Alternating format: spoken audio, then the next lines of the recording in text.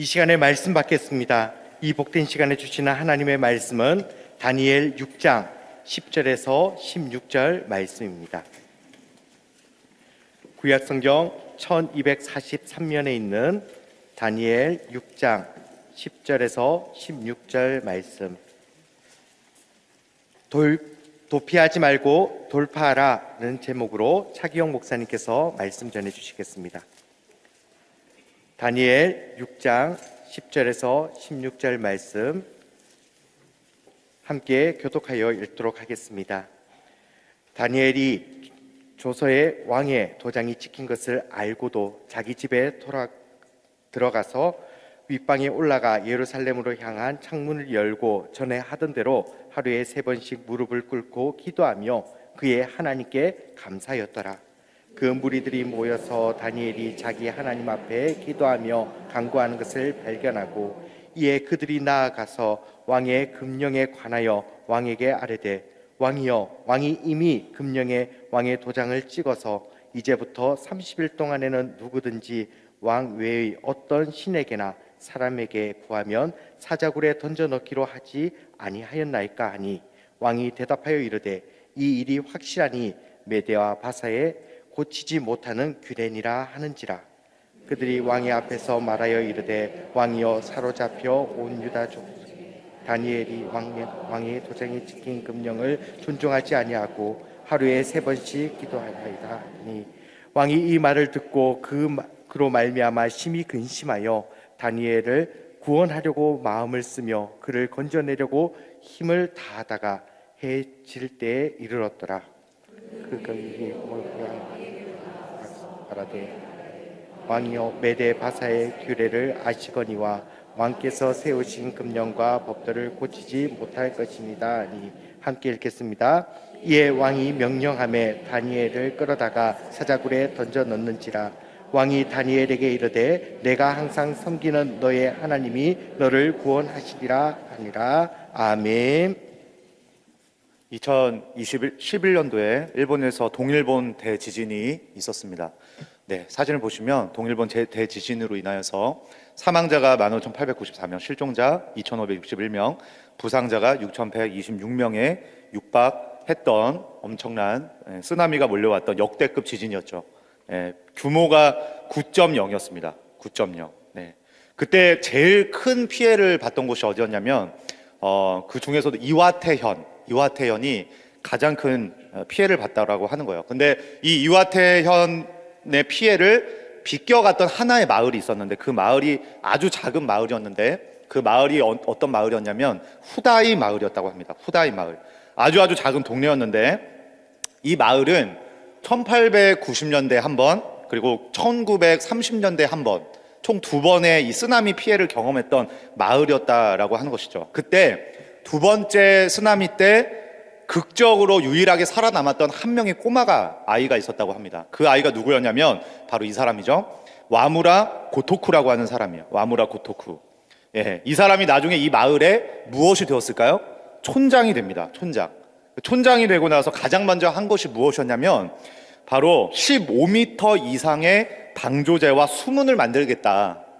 이것을 하겠다라고 한 거예요. 그때 사람들의 반응은 어떠했을까요? 반대했습니다. 돈 낭비다. 시간 낭비다. 15m짜리가 넘는 쓰나미가 몰려오는 것은 100년에 한 번꼴로 올까 말까 하는 그런 것이기 때문에 거기에다가 이 엄청난 돈을 쏟아붓고 투자할 필요는 전혀 없다. 말도 안 된다. 그래서 몇 년을 싸웠냐면 20년을 싸웠다고 합니다. 20년 동안 싸웠고 결국에는 어떻게 되었을까요? 15.5m짜리 방조제를 쌓고 이 촌장은 죽습니다. 사람들이 죽을 때도 욕을 했다고 해요. 독불 장군이다, 나쁜 늙은이이다, 고집쟁이이다, 이렇게 욕을 했다라는 것이죠. 그런데 2011년도에 빈도 몇의 대지진이 있었어요? 9.0. 9.0의 대지진이 일어나게 되었고 쓰나미가 몰려오게 되었고 그 이와테현이 이제 초토화가 되던 그때의 이 마을, 후다이 마을에서는 몇 명 죽었을까요? 몇 명? 1명 죽었습니다. 1명. 그 1명도 수문 밖에 놀러 갔다가 죽었다라는 거예요. 그때 당시 주민들의 인터뷰는 이러했습니다. 보여주시죠. 방조제 덕분에 실제로 신발 하나 젖지 않았어요. 그만큼 안전했죠. 이런 인터뷰를 했습니다. 여러분, 무엇이 이것을 가능하게 했을까요? 바로 이것입니다. 이 와무라 고토쿠가 했던 이 말이죠. 2번이나 겪었던 것을 몇 번은 겪을 수 없다? 3번은 겪을 수 없다. 2번은 우리가 그냥 그저 그렇게 회피하고 지나가게 되었지만 3번은 절대로 회피해서는 안 된다. 회피할 수 없다. 만약에 여러분 아무라 고토쿠가 안주하고 거기에서 포기해버리거나 물러서게 되었고 또 한번 양보하고 그저 그렇게 회피하게 그냥 그렇게 지나가 버렸다라고 한다면 여러분 이 후다이 마을 사람들은 어떻게 되었을까요? 또 한 번의 그 공포스러운 한 번의 엄청난 큰 참사를 피하지 못했을 거라는 거예요. 마찬가지로 오늘 말씀에서 보면 다니엘도 바로 이러한 모습이 있었다는 것을 우리가 말씀을 통해서 발견할 수 있습니다. 10절 말씀 같이 보시면 다니엘이 조서의 왕의 도장이 찍힌 것을 알고도 자기 집에 돌아가서는 윗방에 올라가 예루살렘으로 향한 창문을 열고 전에 하던 대로 하루 3번씩 무릎을 꿇고 기도하며 그의 하나님께 감사하였더라. 여러분, 알고도라고 되어 있습니다. 왕의 도장이 찍힌 것을 알고도 자기가 죽을 수 있는 이 왕의 명령이 내려졌다라고 하는 그 사실을 알고도 그 문제를 어떻게 했어요? 회피하지 않았어요. 회피하지 않았고 기도의 자리로 나아가 믿음으로 돌파하기를 원하여서 그의 하나님께 어떠하였더라? 감사하였더라. 그래서 여러분, 우리가 오늘 말씀을 통하여서 어떻게 하면 우리가 이처럼 도피하지 않고 믿음으로 돌파하는 모습으로 주 앞에 쓰임받는 복된 인생으로 나아갈 수 있을 것인가? 오늘 말씀을 통하여서 3가지를 함께 나누기를 소망합니다. 먼저 첫 번째는 우리가 만나는 문제가 생각보다 그렇게 크지 않음을 기억해야 한다라는 거예요. 여러분, 이제 오늘 이 말씀의 배경은 어떠합니까? 여러분이 다 아시다시피 오랫동안 지속되었던 바벨론의 통치가 끝나게 되었죠. 페르시아가 이제는 통치권을 잡게 되었고 세워지게 되었는데 그때 다스리게 되었던 왕이 누구예요? 바로 다리오 왕입니다. 근데 여러분, 어떻게 다스리게 되었습니까?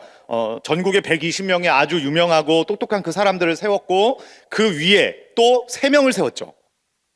3명의 총리를 세우게 된 것이죠. 그런데 그 중에서도 누가 제일 똑똑했더라?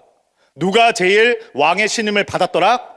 바로 다니엘이 받았더라. 놀랍게도 그 당시에 나이를 추정해 보니까 다니엘의 나이가 80살에서 82세. 그 정도로 추측을 하는데 거의 노년에 가까웠던 이 다니엘이 가장 똑똑했고 가장 탁월했고 왕의 신임을 가장 크게 받았다. 여러분, 이것은요 엄청난 일이었다는 거죠. 그러니까 여러분, 주변의 사람들의 반응이 어떠했겠어요? 그러한 다니엘을 바라보면서 야, 어떻게 저 사람은 왕조가 몇 년이 지나갔고 정권이 몇 번이 바뀌었는데 아직까지도 살아남을 수가 있었느냐. 그것도 모든 젊은 사람들 그 틈바구니에서도 왕의 총애를 가장 크게 한 몸에 받고 있는 저 다니엘을 바라보면서 주변의 사람들은 어떤 시선으로 바라봤겠어요? 분노하고 시기하고 공격의 대상이 될 수밖에 없었다는 것이죠. 그래서 사람들은 이 법령을 하나를 만들게 되죠. 30일 동안에 왕 외에 사람이든지 어떤 신에게든지 절하고 기도하면 그 사람을 어디 굴에? 사자굴에 던져 넣어라. 여러분, 이 법령은 어떤 법령이에요? 저격 글 정도가 아니죠. 저격법이라는 거예요. 저격법. 다니엘을 반드시 목표로 타겟으로 딱 해놓고 그 다니엘을 반드시 죽이고야 말겠다. 그러한 저격법이라는 것이죠. 근데 여러분, 분별력 없었던 그때 이 다리오 왕은 어떻게 합니까? 그 얘기를 듣자마자 야, 뭐라고? 나를 높여준다고? 나를 신처럼 대해준다고? 내 밑에는 어떤 존재도 다 없게 하겠다고? 좋아! 그러면서 어떻게 합니까? 왕의 도장을 꽝! 찍게 되는 거예요. 그래서 어떻게 됩니까? 다니엘은 죽을 위기에 처하게 되었더라. 근데 여러분, 특이한 게 뭐냐면 오늘 7절 말씀을 볼까요? 사람들이 이 법을 통과시킬 때 왕에게 어떻게 얘기를 하고 있는지를 우리 함께 보기를 원합니다. 사람들이 뭐라고 얘기합니까? 나라의 모든 총리와 지사와 총독과 법관과 관원이 다 의논하고 왕에게 한 법률을 세우며 한 금령을 정하실 것을 구하였나이다. 그래서 이제는 모두가 다 원했습니다. 그래서 이제는 뭐만 남았다? 왕의 도장만 딱 찍으시면 다 끝이 납니다. 여러분, 그때 당시에 다니엘의 마음이 어떠했을까요? 나라의 모든 관료들이 다 동의했대요. 모든 관료들 내 편이 없대요. 다 나를 죽이지 못해서 어떻대요? 안달이 났다고 하는 거예요. 여러분 혹시 올 한 해 동안 직장 안에서 이러한 다니엘과 같은 정말 이와 같은 상황들 겪고 계셨던 우리 성도님들이 계시지는 않으셨습니까? 두렵기도 하고 초조하기도 하고 모두가 다 나를 미워하는 것 같고 다 나를 대적하는 것 같고 그런 고통스러운 나날들 가운데에서 정말 쓰라린 마음이 정말 쓰라리다 못한 그런 쓰라림으로 기도의 제목들을 수없이 수차례 주님께 올려드리며 1년 동안 끝까지 버티고 오직 주님의 은혜를 붙잡고 포기하지 아니하는 그 믿음 가지고 여기까지 달려오신 우리 성도님들이 계시다면 정말로 반드시 모든 것을 아시는 주님께서 전하위복의 위로와 갚으시는 은혜와 모든 것들을 통하여 합력선을 이루시는 그 하나님께서 정금과 같이 나아가게 하시는 그 복을 주시며 앞으로도 끝까지 함께 우리 모두와 함께 동행하여 주실 줄 믿습니다. 여러분 그 당시 다니엘의 마음도 이것과는 크게 다르지 않았다라는 거예요. 여러분 그런데 우리가 기억해야 될 것이 있습니다. 무엇입니까? 다니엘이 극적으로 사자굴에서 이제 빠져나오게 되죠. 빠져나오게 된 다음에 다니엘을 대신하여서 왕의 명령에 따라 죽임을 당하게 된 그 사람들 있지 않습니까? 그죠? 다니엘을 죽이기를 원했던 사람, 다니엘을 반대하려고 했던 그 사람들을 어떻게 설명하고 있는가? 자, 24절 말씀을 볼까요? 24절 말씀을 보면 모든 사람이라고 하지 않습니다. 모든 신하들, 모든 관료들이라고 하지 않고 뭐라고 얘기합니까? 왕이 말하여 다니엘을 참소한 사람들을 끌어오게 하고. 여러분 이 부분에 대해서 박윤선 박사님의 다니엘서 주석에 큰 영향을 미쳤던 에드워드 조셉 영, 웨스트민스터 구약학자로 계셨던 이 줄여서 EJ 영이라고 하는 우리 박사님, 교수님께서는 이렇게 말을 합니다. EJ 영, 저는 차귀 영, 이분은 EJ 영. 죄송합니다. 그래서 EJ 영 이 박사님께서 이 부분에 대해서 뭐라고 얘기를 하느냐? 이렇게 말을 하죠. 7절 말씀에 모든 총리와 지사와 총독과 법관과 관원이 의논하였다는 것은 24절과 논리적인 문제를 낳는다. 정확한 숫자는 알 수 없지만 다니엘을 헐뜯은 그 자들을 찾아서 끌어오라고 하는 이 왕의 명령은 한정적인 대상을 확고히 규명하고자 하는 그때의 정황을 보여준다. 여러분 그 숫자가 결단코 뭐 몇 명 정도까지인지를 정확하게 헤아릴 수는 없지만 그 숫자가 적지는 않았겠죠. 하지만 모든 사람들이라고 그렇게 말하는 것은 분명히 그들의 입장에서 말하고 있는 절대적인 비약이 아닐 수가 없다라는 거예요. 여러분 여기서 우리가 발견하게 되는 것은 무엇입니까? 우리의 진정한 문제가 무엇입니까? 여러분 문제가 있다고 해서 그 문제가 우리에게 문제라는 것이 아니라 우리는 항상 뭐 어떻게 생각해요? 모두가 다 그렇다고 생각해요. 저는 우리 청소년도 담당하였고 또 우리 부모님들을 만나면서도 다 그런데요, 다. 모든 자녀들은 다 그렇고 모든 세상의 친구들은 다 그렇고 우리 뭐 다른 뭐 아들과 딸들도 다 그렇고 다 그렇다라고 하는 그러한 비약과 과장된 표현들로 일관할 때가 너무나도 많다라는 거죠. 우리에게도 어떻습니까? 내가 만나고 있는 그 문제가 어떤 문제라고 생각해요? 가장 큰 문제다라고 생각해요.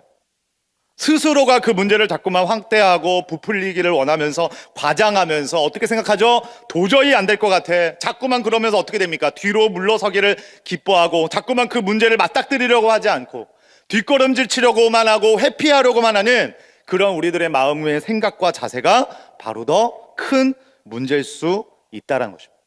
그래서 여러분 당신이 축복입니다라고 하는 책에서 쇼 스티븐슨이라고 하는 사람이 우리 안에 있는 두려움에 대해서 이렇게 정의를 내립니다. 두려움이 영어로 하면 뭐죠? fear. fear에 대해서 이 앞에 그 철자를 따서 이렇게 정의를 합니다. F는 뭘까요? false, 잘못된. E는 뭐죠? experience, 경험. A는 뭐죠? appearing, 판명난. R은 뭐죠? real, 사실. 이것을 한번 붙여보십시오.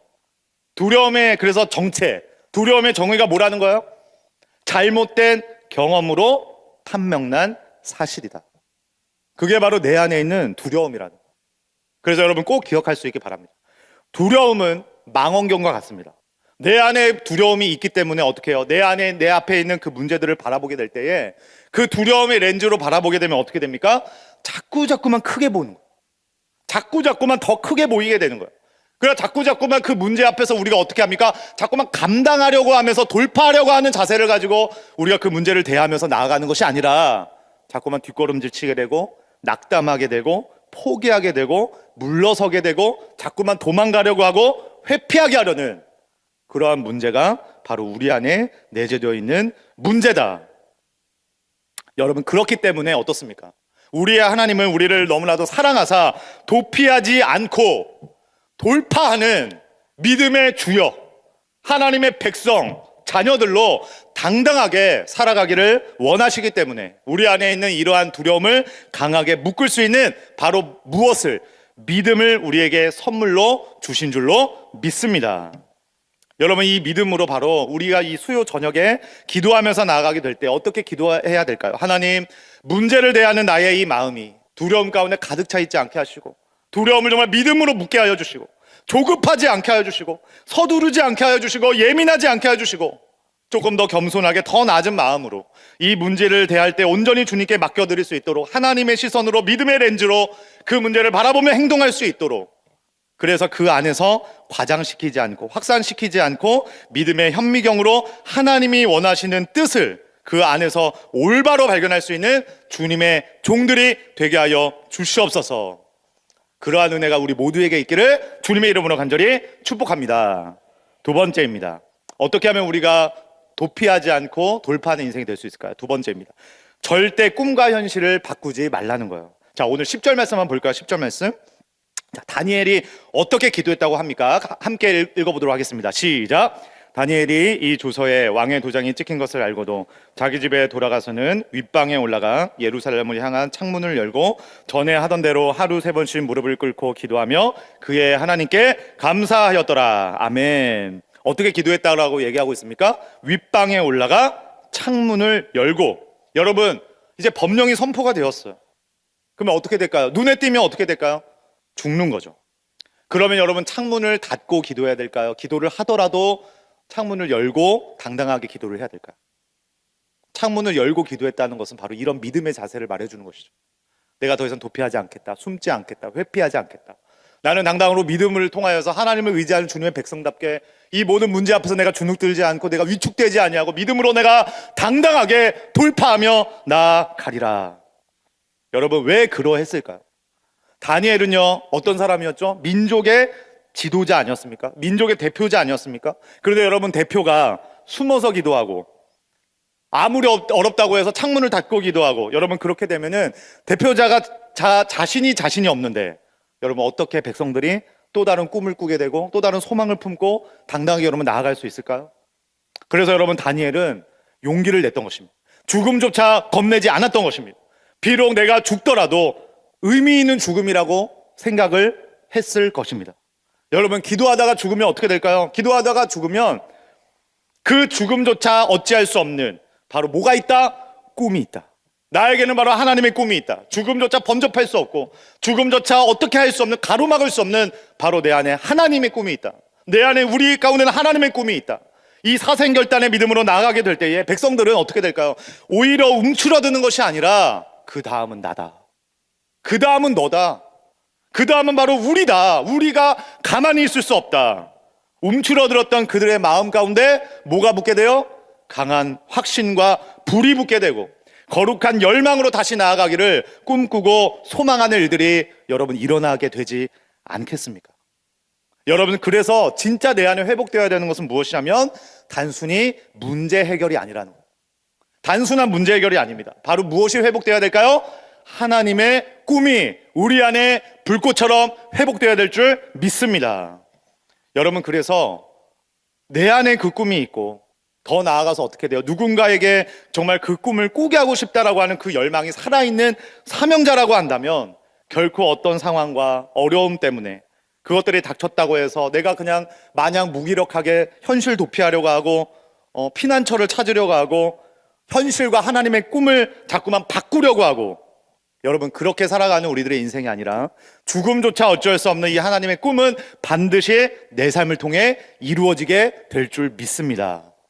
이 강한 확신과 기도로 믿음으로 돌파하며 나아가게 될 줄 믿습니다. 여러분, 작년 11월 14일에 미국의 한 여성이 차를 타고 가다가 엔진에 이게 문제가 생겨버린 거예요. 엔진에. 그래서 여러분 어떻게 됐을까요? 차가 화재가 났죠. 불이 붙고 엔진에 이제 불이 붙게 되고 차가 이제 폭발했다고 합니다. 이렇게. 예, 차가 이제 거의 불이 붙고 완전히 이렇게 폭발하게 되고 그을려지고 새까맣게 그을려지고 저기 운전대를 보시면 알겠지만 거의 다 이제 벗겨지고 막 녹아내리고 그런 상황 아니겠습니까? 그런데 놀랍게도 차는 폭발했는데 불에 타고 검게 그을렸는데 자 보세요. 저 운전석과 조수석 사이에 뭐가 있죠? 저 컵홀더에 뭐가 꽂혀 있죠? 텀블러. 놀랍게도 저 텀블러는 멀쩡한 거예요. 예, 멀쩡한 거예요. 그래서 심지어는 흔들어 보니까 그 안에 얼음도 있었어요. 얼음. 그 얼음도 흔들어 보니까 어떻게 딸그락 딸그락 소리도 나는 거예요. 예, 그대로 얼음도 살아 있는 거예요. 그래서 이 여성은 이제 이 영상으로 이 장면을 촬영을 해서 자신의 틱톡에 이렇게 올리게 되었고 조회수가 무려 8천만 건. 예, 8천만 건이 이렇게 넘게 되었다고 해요. 그리고 이 텀블러의 회사인 어딜까요? 스탠리. 네, 제가 스탠리 광고하러 뭐 나온 건 아니고요. 스탠리의 대표이사 테렌스 레일리는 이 여성에게 새 텀블러를 선물했을 뿐만이 아니라 저 위에 작은 글씨 보이시나요? 무엇도 선물하겠다. 새 차도 선물하겠다. 그러면서 안전해서 너무 다행이다. 이러면서 편지와 함께 그런 위로의 메시지를 전했다라는 것이 화제가 되었죠. 여러분 이것을 본 사람들의 반응은 어땠을까요? 사람들의 반응이 참 재밌습니다. 차를 바꾸고 싶은 사람은 스탠리 텀블러를 차에다가 꽂아두어라. 또 어떤 사람은 이렇게 반응했어요. 차라리 스탠리에서 차를 만들어라. 네, 뭐 이런 반응도 있었습니다. 여러분 오히려 어떻게 됐어요? 화재를 통해서 화제가 되었어요. 화재를 통하여서 화제가 됐습니다. 무한 신뢰와 명성을 이 스탠리 회사는 다시 한번 얻게 되었고 확인하게 되었다라고 하는 그 사실인 거죠. 저는 이거를 보면서 그렇구나. 위기의 상황, 어려운 환경, 과연 여러분 정말 그 자체가 문제일까요? 화재가 일어나고 폭발이 일어나고 여러분 모든 것들 다 녹아내려지고 그렇게 될지언정 여러분 과연 그 환경과 그 위기의 상황, 그 화재 자체가 정말 여러분 문제가 될까요? 오히려 그 화재의 그 상황 안에서 그 어려움 때문에 오히려 무엇을 얻게 됐어요? 무한 신뢰와 명성을 스탠리 회사가 얻게 되었다면 마찬가지로 위기와 절망 가운데 우리가 더욱더 굳세게 붙잡고 나아가야 할 소망은 무엇이겠습니까? 하나님의 꿈은 내 안에 하나님의 꿈은 반드시 살아남는다. 어떤 상황과 어떤 조건이 나를 살게 하는 것이 아니라 뜻하시고 계획하시고 품으시고 이루어 가시는 하나님의 꿈이 바로 내 안에 있다면 예수 그리스도의 생명이 내 속에서 약동하고 소망과 능력이 내 삶 속에 살아서 나를 인도하고 이끌고 함께 할 수 있다면 나도 바로 그 주님과 함께 반드시 살아갈 수 있고 살아남을 수 있다. 이와 같은 확신과 무한 신뢰의 고백으로 현실과 하나님의 꿈을 절대로 막 바꾸지 않는 그 불꽃 같은 사명자로 담대히 돌파하며 나아갈 수 있는 우리 모두가 다 될 수 있기를 주님의 이름으로 간절히 소망합니다. 마지막 세 번째입니다. 어떻게 하면 우리가 선실 도피하지 않고 돌파하는 마지막 원리가 무엇이냐면 현재 임한 천국을 고백하고 능력으로 삼으라라고 하는 거예요. 여러분 조금 안타까운 게 무엇이냐면 결국에는 적들이 원하는 대로 됐습니다. 적들이 원하는 대로 됐어요. 어떻게 됐어요? 다니엘은 어디 굴에 빠졌어요? 사자굴에 빠지게 됐어요. 여러분 이제는 왕도 다니엘을 구하지 못해요. 이거 여러분 완전히 코미디입니다. 자기가 좋아하고 자기가 원하고 자기가 흥분하고 자기가 도장 찍고 그리고 나서 뭐예요? 실수했네. 그런데 이제는 왕 자신도 그거를 지켜야 됩니다. 이제는 도장이 이미 찍혀버렸기 때문에 왕 자신도 이제는 어쩌지를 못하는 거예요. 왕이라고 해도 이제는 더 이상 다니엘을 어떻게 구할 수가 없고 지켜줄 수가 없고 보호할 수가 없는 거예요. 여러분 이것이 바로 세상의 권력과 정권과 모든 통치자들이 가지고 있는 한계다 라는 것을 우리가 깨닫게 된다면 저는 확신합니다. 오직 이 땅을 다스리시고 이 나라와 이 민족을 그리고 우리 가정과 나 자신을 온전하게 지키시며 완전한 구원으로 인도하실 수 있는 분은 오직 한 분이신 살아계신 만군의 여호와 하나님 예수 그리스도 한 분밖에 없는 줄로 믿습니다. 아멘. 여러분 보십시오. 세상의 왕은 이렇게 연약할 수밖에 없다는 거예요. 자, 20절 말씀 볼까요? 20절 말씀. 다니엘이 든 굴에 가까이 이르러서 슬피 소리 질러 다니엘에게 묻되 살아계신 하나님의 종 다니엘아, 네가 항상 섬기는 네 하나님이 사자들에게서 능히 너를 구원하셨느냐 하니라. 여러분 보십시오. 슬피 소리 질러, 여러분 이것은요 과거에 대한 죄책감, 비겁함, 후회로 우리가 해석될 수 있습니다. 슬피 소리 질러 온 거예요. 그 안에는 왕이 자기가 도장을 찍었다라고 하는 사실에 대한 그러한 원통함, 또 이제 와서 번복하고자 하는 그러한 비겁함, 또 내가 왜 그랬을까라고 하는 그 후회감, 그것들이 다 들어있는 것입니다. 그리고 나서 뭐라고 고백해요? 능히 너를 구원하셨느냐. 이 표현은 어떤 의미예요? 미래에 대한 불안과 불확실성이에요. 여러분 히브리어 원어를 보아도 미완료의 형태로 구원하였느냐라고 하는 이 표현이 미완료 형태로 사용이 되면서 하나님의 구원이 아직 이루어지지 않은 막연한 미래적인 표현으로 왕이 말하고 있다는 것을 우리가 볼 수 있다는 거예요. 과거의 후회입니다. 미래에 대한 불안과 불확실성입니다. 여러분 이렇게 반응할 수밖에 없었던 이유가 무엇이었다? 그 말씀의 정중앙에 어떤 고백이 있어요? 나의 하나님이 아니라 누구의 하나님? 너의 하나님. 왕은요 지금 나의 하나님으로 그 하나님을 바라보며 고백하고 있지 못하다라는 거예요. 여러분 하나님을 나의 하나님으로 고백하고 있지 못하는 이 다리오 왕에게 과연 천국이 있을까요? 세상의 권력을 가졌고요, 명예를 가졌고요, 세상의 통치권을 가졌고요, 명예와 물질과 모든 것들을 다 통틀어서 이 왕이 모든 것들을 다 가졌다고 할지라도 예수 그리스도를 결정적으로 나의 구주, 나의 주님, 나의 하나님이라고 고백할 수 없는 인생에게는 결단코 천국은 불가능할 수밖에 없다는 것을 우리는 기억해야만 할 것입니다. 여러분 바로 이것입니다. 하나님이 없는 인생은 아무리 많은 수고를 하여도 결국 어떻게 될 수밖에 없어요? 결국에는 도망으로 끝날 수밖에 없는 인생이 될 수밖에 없다. 과거에 대한 후회, 과거로 도망갑니다. 미래에 대한 막연함, 미래에 대한 불안과 불확실성, 미래로 자꾸만 도망을 가려고 합니다. 근데 중요한 건 뭘까요? 중요한 건 바로 지금 현재인데 2024년 지금 이미 임한 하나님 나라를 우리가 마찬가지로 고백할 수가 없고 지금 이미 임한 그 천국을 우리가 찬양할 수가 없다면 우리는 과연 내년이 되고 내후년이 되어도 우리 안에 있는 그 천국을 과연 우리가 고백하고 또 경험할 수 있을까요? 그런 점에서 우리 자신의 모습을 한번 오늘 말씀에 비추어서 돌아볼 수 있기를 소망합니다. 지금은 몇 월이죠? 12월 연말입니다. 여러분 대체로 연말이 되면 사람들이 어떤 많은 얘기들을 하게 되고 어떤 것에 집중을 하냐면 대부분의 사람들이 현재에 집중하지 못하죠. 과거 아니면 미래예요. 연말이 되면 많은 사람들은 대부분 현재에 집중하지 못합니다. 과거 아니면 미래예요. 이렇게 했었어야 됐는데 조금 더 과거로 갈까요? 이렇게 했었어야 했는데 과거에 대한 극한 후회와 실망, 자꾸만 과거로 도망을 가려고. 또 어떻게 된다는 거야? 미래에 대한 불안. 내년에도 똑같을 거야.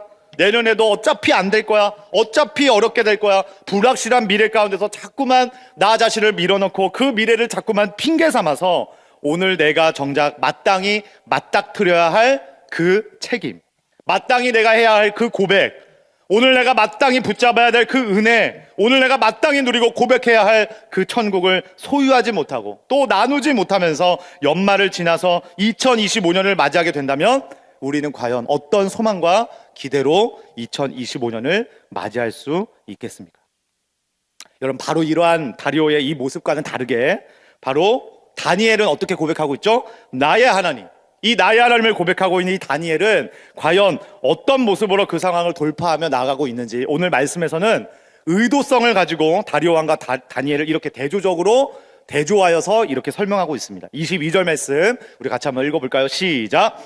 나의 하나님이 이미 그의 천사를 보내어 사자들의 입을 봉하셨으므로 사자들이 나를 상해하지 못하였사오니 이는 나의 무죄함이 그 앞에 명백함이오며 또 왕이여 나는 해를 끼치지 아니하였나이다 하니라. 아멘. 이미 그의 천사를 보내어 사자들의 입을 봉하셨으므로 무엇을 고백합니까? 나의 하나님을 고백하는 사람은 무엇을 고백하며 나아갑니까? 이미 임하게 된 하나님의 나라요. 이미 나에게 현재 이루어진 천국을 고백하며 나아가는 복된 모습으로 발견되는 것입니다. 여러분, 이 말씀에 어떠한 과거의 후회가 있나요? 어떤 미래에 대한 그런 불안과 불확실성이 담겨있는 그런 고백이 있나요? 비록 다니엘은 비록 여전히 사자굴과 같이 꽉 막혀있는 그 상황 가운데에서 다니엘이 놓여있다고 할지라도 여러분이 아시다시피 터널과 굴은 차이가 있죠. 그죠? 터널은 뭐죠? 터널은 뚫려 있지만 굴은 어떻게 해요? 굴은 막혀 있죠. 굴의 입구는 하나예요, 하나. 근데 여러분, 그 입구가 어떻게 되었다라고 성경을 보면 나와 있습니까? 그 하나밖에 없는 유일한 입구조차도 무엇으로 막았다? 굴 어귀를 돌로 막았다라고 여러분 되어 있지 않습니까? 다 막혀 있는 거예요. 철저하게 폐쇄되어 있는 거예요. 완전한 폐쇄인 거예요. 완전한 절망인 거예요. 도망갈 구멍이 없는 거예요. 철저하게 다 막혀져 있는데 지금 내 옆에 있는 생물이라고는, 나랑 같이 있는 함께 있는 생물이라고는 뭐밖에 없어요? 나를 잡아먹겠다고 으르렁거리는 사자밖에 없어요. 여러분, 과연 어디로 도망가야 하고 어디로 도망갈 수 있단 말입니까? 1년에 우리가 어쩌면 2024년을 살아왔던 우리들의 모습이 과연 이 사자굴에 갇혀있는, 어디로 도망가야 하고 하나님, 내가 어디로 도망갈 수 있겠습니까? 또 어디로 도망가야 과연 내가 파라다이스, 천국을 경험할 수 있겠습니까? 이러한 수많은 기도 제목으로 1년을 살아오지는 않으셨습니까? 하나님은 바로 이런 상황 가운데 있는 다니엘에게 무엇을 깨닫기를 원하셨을까요? 우리 한번 따라해 주시겠습니까? 다니엘아, 도망간 곳에 천국은 없다. 도망간 곳에는 도망을 가야지만, 무엇을 얻어야지만, 무엇을 해야지만 거기에 천국이 있는 것이 아니다. 바로 내가 함께하는 너의 안에, 너의 속에 이미 천국이 있기를 원한다. 할렐루야. 말씀을 맺겠습니다. 나의 하나님을 고백하며 연말을 지나고 있는 저와 여러분, 우리 믿음의 가족들이라고 한다면 언제나 문제 앞에서 우리는 어떤 것을 기억해야 돼요? 생각보다 그 문제는 크지 않다는 사실을 우리는 기억하시면서 꿈과 현실을 바꾸지 않는 그 사명자로 다시 내가 세움을 받기를 원합니다. 그래서 어떤 과거의 후회나 미래에 대한 염려나 그 불안을 늘 고집하며 살아가는 우리들의 연말이 아니라, 비록 여전히 꽉 막혀있는 사자굴과 같은 그 안에 놓여있는 우리들의 상황에 있다고 할지라도, 그런 우리의 연약한 모습이라고 할지라도 나를 사랑하사 사망을 사망케 하시려, 모든 죄와 저주와 좌절과 절망으로부터 나를 끄집어내시고 나를 구원하시고 나를 살리시려 소망 없는 이 땅에, 낮고 낮은 이곳에 임하셔서 현재 내 안에 살아서 함께 하시고 역사하시는 그 예수 그리스도로 인하여 사자굴이든 초막이든 궁궐이든 그 어디나 하늘나라가 될 줄로 믿습니다. 이 천국을 고백하고 소망하며 노래할 수 있는 그 은혜가 특별히 우리 메리 크리스마스를 외치는 12월의 이 성탄의 계절에 우리 새로남교회와 우리 모든 믿음의 가족들과 나 자신을 통하여서 고백되어지고 확산되어지고, 그래서 그 믿음 가지고 돌파하기를 간절히 원하는 그런 승리의 주역들로 존귀하게 쓰임받는 우리 모든 가정들과 우리 자녀들과 우리 모든 믿음의 백성들 다 될 수 있기를 주님의 이름으로 간절히 축복합니다. 아멘.